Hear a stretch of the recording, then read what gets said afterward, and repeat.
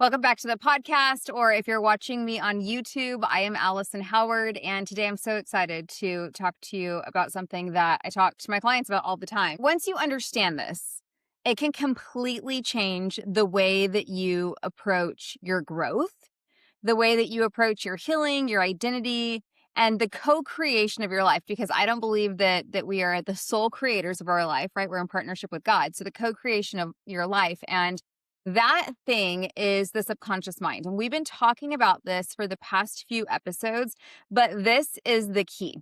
So specifically, I want to talk to you about how to begin rewiring your subconscious mind in a way that feels really natural for you, in a way that feels very sustainable. Because once you understand how to do this, you can create fast change in your life.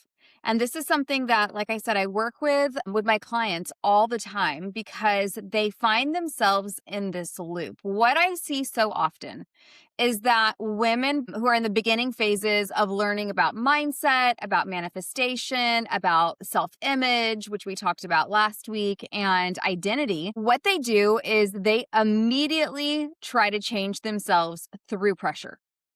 They try to think better thoughts all day long. They try to force a new identity like overnight, right? Because we're impatient. So they are repeating affirmations that they don't yet believe. And they're pushing themselves to act like a new version of themselves before their mind and body has even fully caught up with what they're trying to do. And so before long, what can end up happening is that something that was meant to be freeing starts to feel exhausting. So I want to begin by saying very, very clearly to you that subconscious rewiring is not about force at all. In fact, that's going to create an opposite result. It's not about pretending. It's not about faking, okay? It's not about performing this new version of yourself that your nervous system does not even trust yet or recognize. So real subconscious change happens through repetition. It happens through emotional safety and through truth and through a consistent lived reinforcement. And this is good news, okay? Because it means you do not have to become someone artificial to change your life. We don't want to do that. You simply need to understand how the subconscious mind works so that you can begin partnering with it and participating in your own transformation in a very intentional way. Okay, so let's talk about what the subconscious mind actually is. I want to keep this very simple because I want this episode to be easy to understand, especially if you're newer to this work. And that if it's easy to understand, it's easy to implement. We don't want to do things that are extremely hard, right? I know I don't. So your conscious mind is the part of you that reasons. It's the part of you that plans and makes goals and listens to podcasts like this and says, I want something different. Your subconscious mind is the deeper part of you that stores what has become familiar in your life. It stores repeated beliefs and emotional associations, habitual responses. It stores patterns around your identity, and the things that your system has learned to see as normal, to see as safe, to see as true throughout the course of your entire life. So in many ways, your subconscious is the automatic part of you. It's what keeps running in the background when you are not consciously choosing otherwise. It's just going and going, okay? And this is why women can consciously want peace and still automatically worry. It's why women can consciously want more money and still, contract and recoil when larger opportunities show up. It's why she can consciously want to be visible and bold and expressed, but she still delays and hides, and she constantly is in doubt and second guessing herself. And this doesn't mean that this type of woman, and this could be you, I know this has been me at times, it doesn't mean that we lack desire. It means that our subconscious programming has not yet caught up with our conscious goals. And I want to say this with so much compassion, okay? Your subconscious is not your enemy. It is not sabotaging you because something is wrong with you. It's actually trying to protect and preserve what has been practiced and reinforced. So that means that the issue is not that you're broken at all. The issue is that certain patterns in your life have been repeated so many times that your system now treats them as normal. It's just a well-walked path that your system recognizes as safe. So that distinction I think is very important because it moves you out of any shame you might feel like, oh, I want to do this, but I keep not doing it. We don't want to be in shame. We want to be in understanding. This is why I do this. I just want you to understand how you are wired and understand that you actually have a lot more control than you probably think. Okay. So now let's talk about how the subconscious gets programmed. So the subconscious gets programmed through repetition, emotional experiences. That's part of it too. And also things that happen in your life that are very significant. So what you experience repeatedly, what you felt in your system, like very strongly, and what you conclude about yourself, all of those things help to shape the subconscious picture that you now live from. So if you have experienced instability, you may have subconsciously linked safety with control. If you were praised for being the strong one in your family or the helpful one or the responsible one, you may have developed a subconscious identity around carrying everything for yourself. Or if you were criticized or dismissed or misunderstood when you expressed yourself, you may have learned that it felt safer to stay quiet, to stay hidden, to stay small. And over time, those things stop feeling like learned patterns and they start feeling like, well, this is just the way that I am. And that is why subconscious work is so important, especially if you are a woman who is in business, you're an entrepreneur, or you have a career and you're wanting to elevate, you're wanting to go to the next level, you're wanting to ascend, and you just can't figure out how. This is where subconscious work is so important. It helps you see that what feels permanent is actually typically just practiced. Okay. And that for me, when I realized this, it was so freeing. It's like, oh, I can start to change these. Once something has been practiced, it can be practiced differently. That's great news. So this is just a freeing realization. I hope that you're starting to feel hopeful right now. I know just as I'm walking through this myself, again, I'm feeling even more hopeful because when we have these realizations and you feel free, it's just the beginning. You begin to see that you're not doomed to repeat the same, reactions in your life forever. You're simply just living from wiring that actually can be rewired. Praise God, right? So that is something that I see so often inside of my coaching and also inside of my community. So women begin naming patterns that they've lived with for years. And with that awareness just comes relief. They realize that there's a reason for what they have been experiencing, which also means there's a path forward. So I want to talk to you about why forcing this does not work, because this is where so many women wear themselves out. They just get really tired because they're like, I want to make this work. So when women first learn about affirmations or identity or what we're talking about right now, subconscious rewiring, they often think that the answer is just to immediately replace every negative thought, say all the right things, and act like the future version of themselves all day long. And I work with highly ambitious women, so this never surprises me because I did the exact same thing when I was first introduced to this type of work.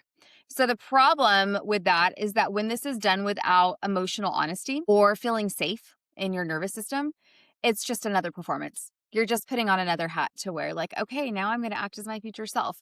If you're repeating something that your body experiences as completely false or it's something that you put a lot of pressure on, or you feel disconnected from what you're doing, you're not rewiring anything. You're just arguing with yourself. It's like the conscious and the subconscious are just going back and forth and it's not in alignment. So for example, if a woman feels very insecure and she's trying to tell herself, I am the most confident woman in the world, while every part of her feels like resistance, then that statement is going to be way too far from what her system can currently receive. That doesn't mean that affirmations don't work. It just means that they have to be used in a way that creates openness and not shut down. And I teach my clients how to do that because we want it to be absorbed. The subconscious changes best through what feels believable. It has to be believable enough to be practiced repeatedly. So not necessarily fully believable right away, but not so disconnected from reality that it feels fake. This is why I do not believe in faking your way through transformation. I believe in building your way into it step by step. So instead of forcing statements, it can be much more powerful to say things like, I am becoming the woman who trusts herself. It is safe for me to grow. It is safe for me to expand. I am learning to hold more peace in my life. I'm no longer available for the old version of me. That kind of language starts to create movement. It starts to become believable to your nervous system. Instead of saying, I am a multimillionaire. It's like, well, if you're making $5,000 a month, that's going to be hard for your subconscious to believe. It's going to be hard. So we got to start with baby steps to build ourselves up there. Okay. So let's talk about what actually rewires the subconscious. These are the steps. So forcing it does not work. We've already established that. So what does work? Number one, yes, some repetition is going to work. The subconscious learns through repetition. One insight is powerful. Like when you have this vision of who you want to be in the life you want to live, you have this insight and you say it one time, like, this is what I'm going to do. Maybe it's I'm going to start a YouTube channel or whatever it is, but that's rarely enough by itself. So the new identity has to be revisited and rehearsed and reinforced. And this is why consistency matters so much. And then that leads us to the next thing.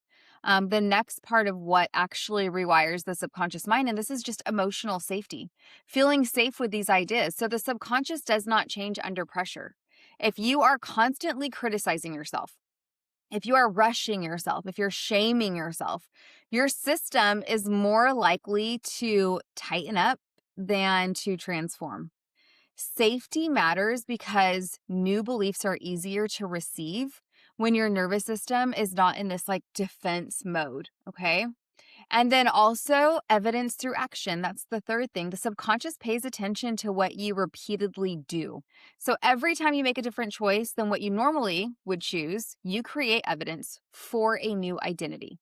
So if you say, I want to become a podcaster, yet you're having time showing up and doing a podcast, when you make the choice to actually sit and record, you're creating evidence for that new identity of podcaster. So, here's some other examples. When you speak up, you reinforce that your voice matters.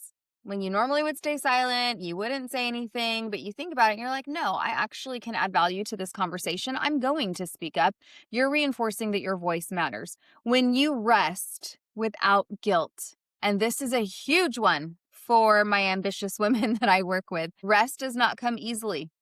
So when you rest without guilt, you reinforce my worth is not tied to exhaustion. My worth is not tied to hustle.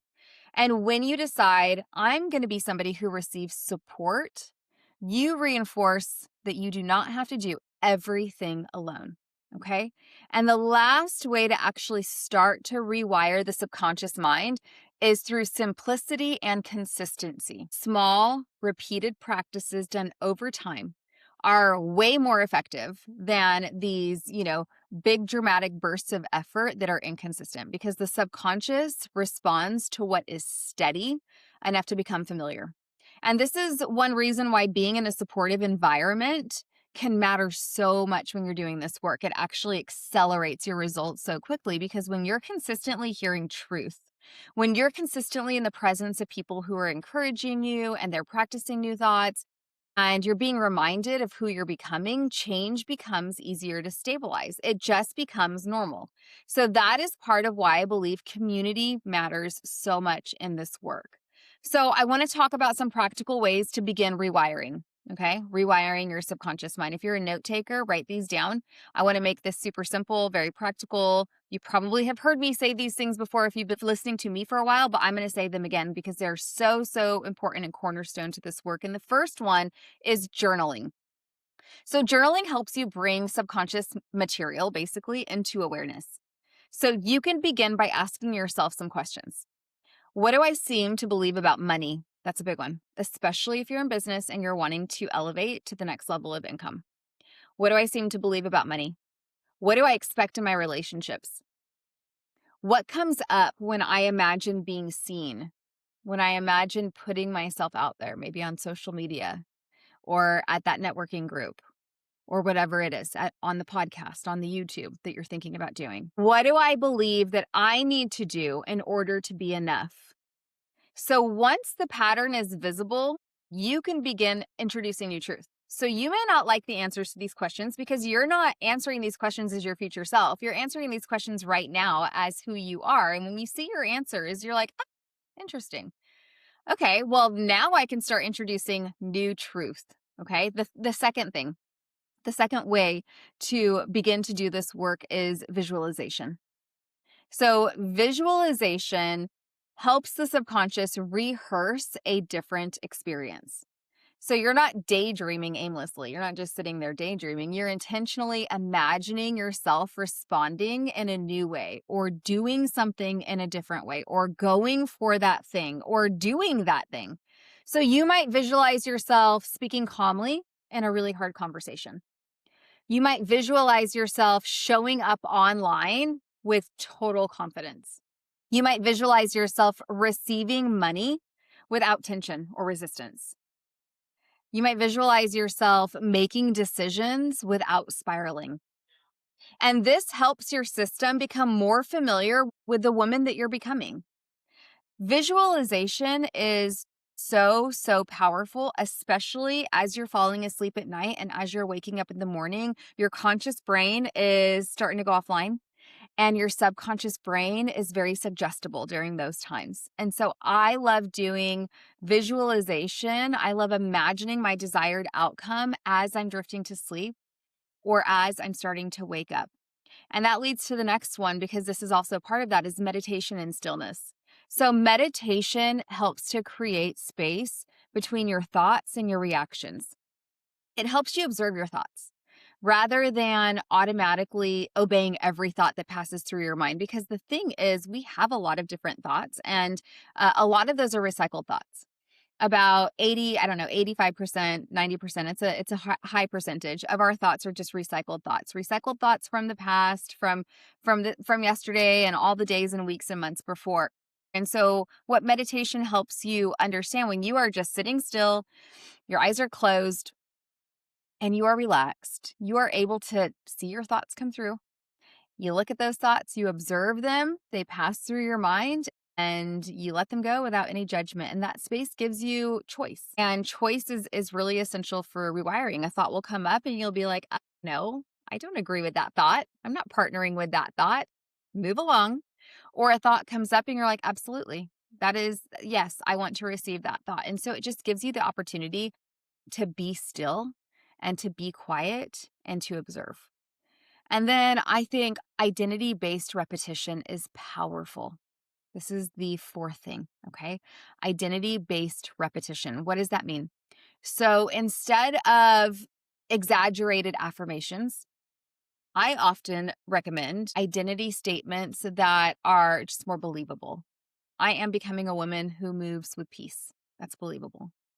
Or not even becoming, I am a woman who moves with peace. It is safe for me to be seen. I am learning to trust myself. I am available for support. I am available for growth.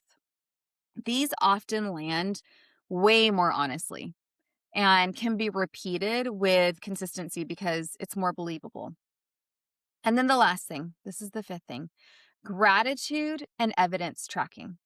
So gratitude is huge. Train your mind to notice evidence of your new identity emerging. If you're becoming a woman who trusts herself, start to record moments when you did. I have a little journal on my desk right here, and this is where I record. I put gratitude down. I put a lot of different things in this journal, but that's exactly what I do. It's always here on my desk because as I'm working through the day, as I'm doing things, something will happen and I'm like, oh, wow, I am becoming her. And so I make a note of that. I notice where that showed up. If you're becoming a woman who receives support, who actually receives help in her life, notice where the support showed up. If you're becoming a woman who no longer lives in urgency or hustle or chaos, notice when you chose calm instead. Celebrate yourself. And then your subconscious is going to say, oh, okay, this is great. It matters because the mind is scanning for confirmations all the time. It's scanning for confirmations of your old self or your new self. And so you have to be intentionally teaching it to notice the new. Okay. So here's a couple of examples of what this looks like in real life. I just want to make this I want to land the plane here. Okay. So I want you to, and this actually happened recently in my coaching. There was a woman who came to me.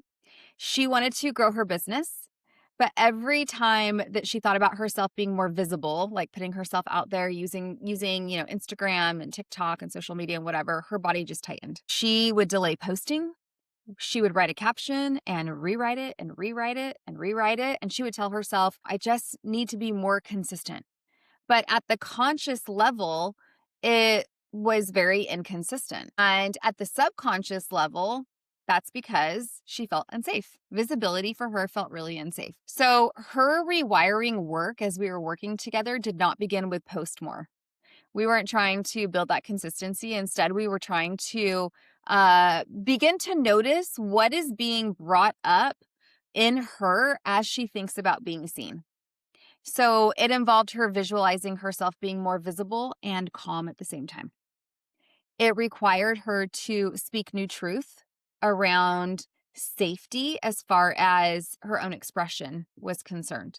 So putting herself out there, using her voice, expressing her beliefs, expressing her business, what she believes in her business and all these different things. She had to create safety around there before she could just post consistently, because she was posting consistently from this posture of deep insecurity, and people could feel that energetically. And so we were practicing smaller acts of visibility until they felt normal. And once they did, she is now a posting queen. She is talking in her stories. Her business is growing like crazy. She's posting reels left and right. Her confidence has grown so much, and people are attracted to that. If you are passionate about something, if you are confident in something, that is contagious. Okay. There was another woman that came to work with me. She was a really intelligent businesswoman, but in her personal life, she was really struggling, and that was affecting the business. And really, it was that she didn't have a lot of peace in her marriage. There was a lot of conflict, there was a lot of difficulty, and it was really affecting how she was approaching her business. In fact, her business was declining because her marriage was in just a difficult spot. She really just wanted a healthy, peaceful marriage. So every difficult conversation that she was trying to have in her marriage was activating defensiveness, and it was limiting what she was able to do in her business. So consciously, she really wanted connection. She wanted to heal, and she wanted that to seep into every area of her life, because it was really starting to affect her work. But subconsciously, she was, in this place where she was just bracing herself for disappointment or misunderstanding, and she wasn't sure what to do. So what we did as far as her rewiring work is we became really aware. I had her become very aware of the experience that she's bringing into conflict, helping her slow down her emotional reactions, helping her practice softness, where she would normally, really go into protection mode. And so she was able to have some really great conversations with her husband. She was able to implement some visualization and some journaling, and they were able to reconcile. And that really did improve her business because she was operating from a different heart posture. Lastly, most of the clients that I work with come to me because they have a desire to grow their business. They want more income, but they keep undercharging, they keep hesitating, they are very resistant when it comes to their sales strategy and what that looks like, but they want abundance. That's what they want, but they have a lot of concepts around how to grow. And so we really work on the subconscious and associating receiving more with pressure. We want to reverse that. We want to take away guilt around that.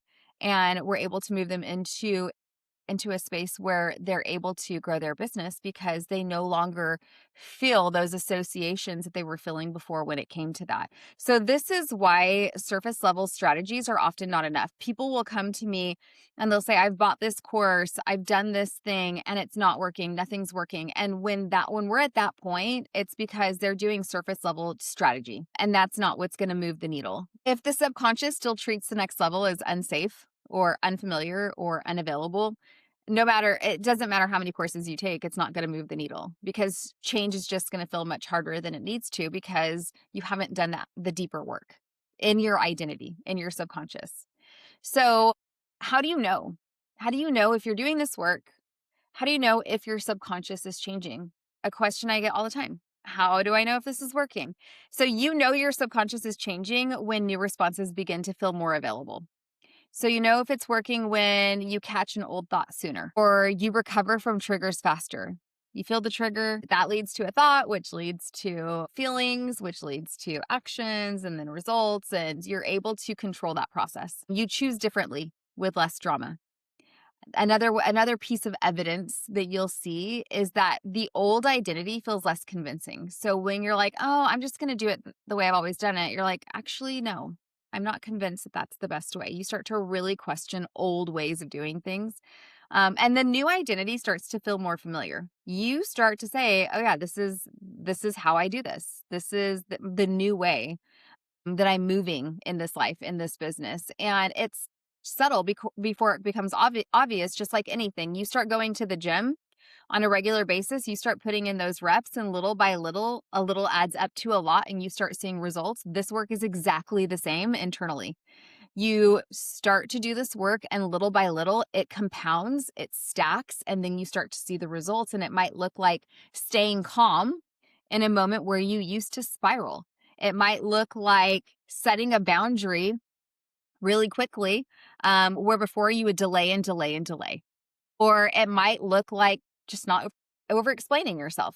Not everything needs an explanation, and you realize that. It could also look like following through where you used to isolate and disappear. You just used to check out.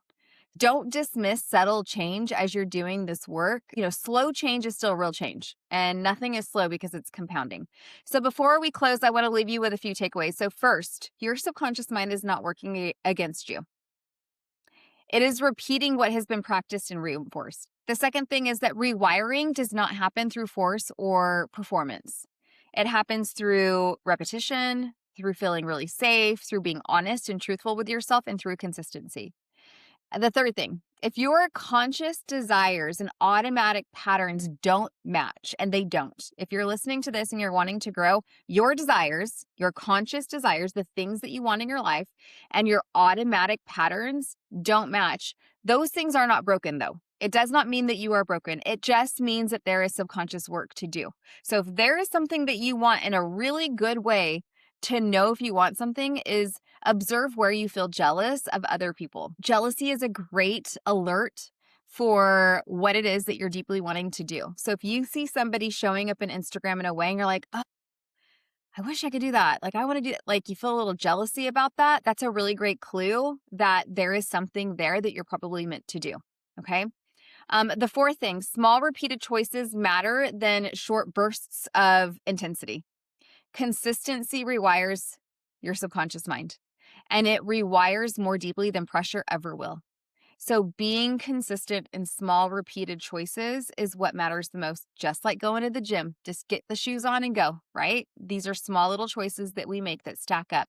And the fifth thing is that support matters. Transformation is easier to sustain when you are in spaces that reinforce the woman that you're becoming.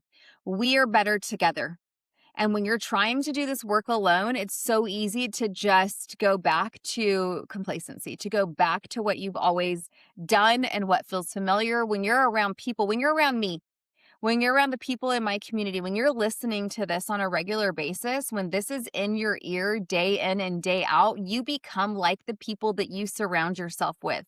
And so transformation just becomes easier to sustain when you're in spaces that are supportive, that are inspiring, and that reinforce the woman that you're becoming. So if this episode is resonating with you, and if you're ready to go deeper in this work in a way that feels very intentional because you're ready to elevate, you're ready to start to embody this. And I want to invite you personally to the Inner Shift Society.